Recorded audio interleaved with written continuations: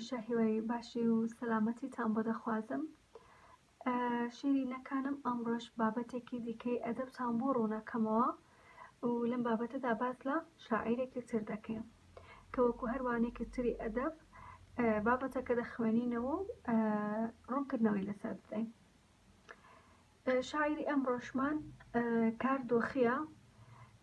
کاردۆخی ساڵی 1916 لەدایک بوو و ساڵی 1982 زاینی کۆچی دوایی کردووە، واتە 66 ساڵ ژیاوە. ناوی تەواوی محەممەد ئەمین کاکە شێخی تەوێڵەییە، واتە محەممەد ئەمین کاکە شێخ ئەوە ناوی تەواویەتی، کە هەر لە تەوێڵەی هەورامان لە ساڵی 1916 زاینی لەدایک بووە، واتە هەر لە تەوێڵە لە ساڵی 1916 لەدایک دەبێت. ڕەنگە لای هەندێکتان ببێتە پرسیار کە خۆی ناوی محەممەد ئەمینە بۆچی نازناوی کاردۆخی بۆ دانراوە. ئەم نازناوە خۆی بۆ خۆی داناوە کەوێتی بە نازناوی شعری بۆ خۆی. هۆی ئەوەش کە ئەو نازناوەی داناوە لە داری خۆیەوە دەڵێت کاتێک بە خوێندنەوەی سەر چاوەمێژووەکانەوە خەریک بووم، باسییان لە خێڵێک دەکرد کە ناوی کاردۆخی بووە، کە یەکەم جار ئەم خێڵە لە کوردستان نیشتەجێ بووە. واتە کاردۆخی کاتێکە سەر چاومێژووەکانی خوێندۆتەوە کاتێک بوو کتێبانەوە مەشغوڵ بووە، تێیدا باس لەوە کراوە کە خێڵێک یاخود هۆزێک هەبووە بە ناوی کاردۆخ کە بۆ یەکەم جار لە کوردستان ئەم خێڵە جێگیر بوو و نیشتەجێ بووە. هەر لەبەر ئەوەشە نازناوی کاردۆخی بۆ خۆی هەڵبژاردووە.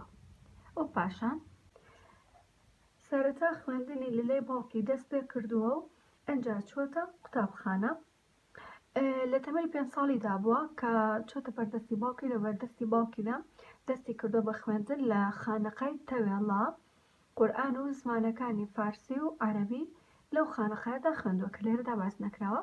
و پاشان دەچێتە قوتابخانە، بەردەوام بووە لەسەر خوێندن تا ساڵی 1939 زاینی بووە بە مامۆستای سەرەتایی.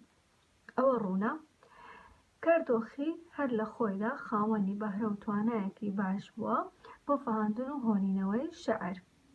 کاردۆخی لە تەمەنی منداڵیەوە حەزی لە خوێندنەوە و لەبەرکردنی شەعر بووە، بە تایبەتی شاعرەکانی حاجی قادری کۆیی و کوردی و مەولەوی کە ئەمانە شاعیرێکی ناوداری کوردن، تا ڕادەی کارێکی زۆران لێ کردووە. خۆی واتە بەهرەی شەعر نووسینی تیا بووە، حەزی لە شەعر بووە، بەڵام هۆنراوەکانی ئەم شاعیرانی کە باسمان کرد زیاتر کاریان لێ کردو بۆی کە هۆنراوە بنووسێت، شەعر بنووسێت. بەڵام شاعیر وەک هۆزانبانەکانی دی کەوتۆتە بەر کاریگەریی چەند هۆیەک. هەموو شاعیرێک بۆ شێوەیە، واتە هەموو شاعیرە خۆی بەهرەی شەعر نووسینی هەیە، بەڵام لەگەڵ ئەوەشدا دەبێت ئەزمون لە شاعیرەکانی پێش خۆی وەربگرێت، ئەو شاعیرانی کە پێی سەرسام بووە، و پاشان چەند هۆیەکی تر کار لەو کەسە دەکەن تاوەکو شەعر بنووسێت. جا ئیتر هۆیەکان دڵداری بێت، نیشتیمان پەروەری بێت، سروش بێت، یان چەند هۆیەکی تریشمان هەیە کە کار لەو کەسە دەکەن ببێتە شاعیر، کە ئەو بەهرە و توانایان بەهێزتر و پتەوتر کردووە. جگە لەوەش خۆشەویستی و ئەڤینی سەرچاوە و ژێردەرێکی تری هەڵقوڵینی کانیاوی هەڵبەستی بووە. واتێکێک لەو هۆیانەی کە کاری لێ کردو بێتە شاعیر خۆشەویستی و ئەڤینیە.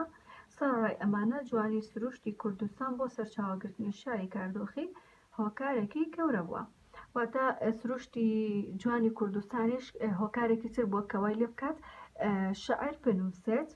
کاردۆخی لە هۆنراوەدا ڕێچکەی نیشتمان پەروەری دڵداری گرتووە، واتە دوو ڕێچکەی گرتووە و بەسەری دازاڵ بووە لە هۆنراوەکانی زیاتر ڕەنگی داوەتەوە.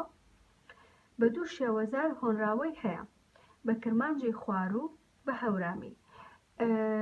واتە بە شێوەزاری خۆمان کرمانجی خوار و شعری هەیە، وارووا بە هەورامیش چونکە خۆی لەوێ لەدایک بووە، لە تەوێڵە لەدایک بووە، لەبەرەوە بە هەردوو شێوەزارەکە هۆنراوەی نووسیوە. دیوانێکی چاپکراوی هەیە بە ناوی دیوانی کاردۆخی، ئەوە ناوی دیوانەکەیەتی و لە ساڵی 1982 زاینی کۆچی دوایی کردووە، هەر لە سلێمانی کۆچی دوایی کردووە. لە کاتی بینینی تەرمی شەهیدەکان لە حامیەی سلێمانی شعرێکی داناوە بە ناوی پیرێکی زانە. حامی سلێمانی ئەوەی من کە شارەزایم لەسەری هەبێت، شوێنی بەعسیەکانە، خەڵکێکی زۆری شانتیا کوشتووە. لەوێ بەهۆی کاریگەری ئەو کەسانەی کە لەوێ کوژراون ئەوە کاری لێ ئەکات ئەبێتە هۆکارێک بۆ ئەوی کە شارێک بنووسێک بە ناوی پیرێکی زانا کە بە هەردوو شێوەزاری هەورامی و کرمانجی خوار و لە دیوانەکەیدا هەیە. واتە بە هەردوو شێوەزارەکە ئەم شعرەی نووسیوە و هەردووکشی لەناو دیوانەکەیدا هەیە. لێرەدا هەمان نمونە شعریمان هەیە بەڵام بە شێوەزاری هەورامی. من هۆنراوەکەتان بۆ دەخوێنمەوە. وەکگوتم بە شێوەزاری هەورامی نووسراوە. هەندێک قورسە بۆ منیش قورسە، واتە کە بە تەواوی لە مەبەستی هۆنراوەکە تێبگەین قورسە، بەڵام بەپێی توانە هەندێکتان بۆ ئەەکەمە بە شێوەزاری کرمانجی خوار و تاواکو بەشێکی کەمیش بێت لێ تێبگەن. پیرێوی زانا واتە پیرێکی زانا ئەمە ڕوونە. پیرێ و ڕێژچەرمە دنیا دیدە و ڕاست، واتە پیرێکی ڕێژسپی دنیا دیدە و ڕاست، زانا و فامیدە تەمام پیاخاست، واتە زانا و تەواو پیاوچاک، زانا و تەواو پیاوچاک، ئاما و دیشوەچەم کەش و کۆ سارە، واتە هات و بینی بە چاوی شاخ و لوتکەکان قەبرۆ شەهیدە جەدەگا و شارە، قەبری شەهیدەکان لە لادێ و لە شار. دیم هەڕەش پیمە تاواچی فڕی گیرەوی و ناڵی دەنگی بەرە چڕی، واتە بینیم قوڕیە پێوە.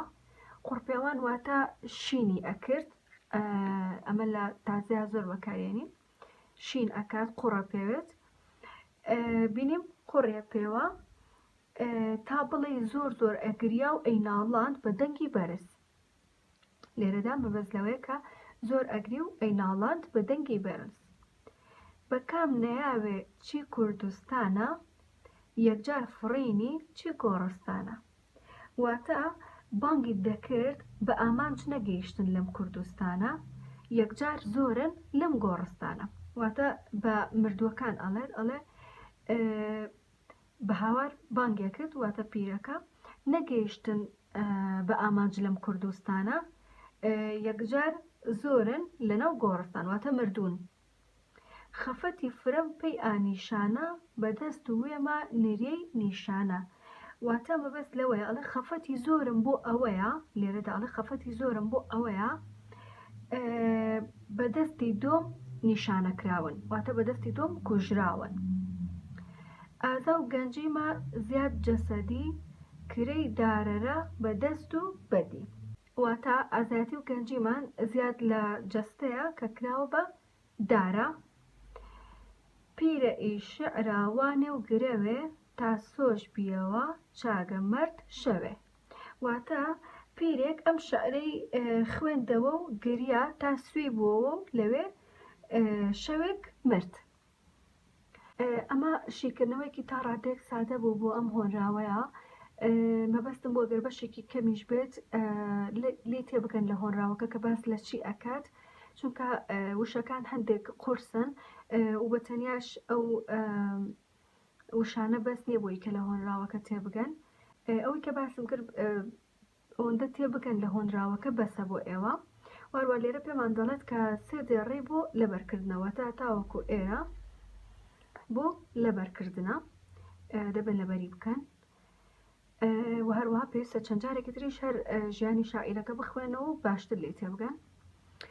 بابەتی ئەمڕۆژ هەر ئەوەندە بوو، بۆ هیوام کە سووتان لی وەرگرت بێت، لی تێگەیشت بێتن، هەتا وەکو بابەتێکی تری ئەدەب خواتان لەگەڵ.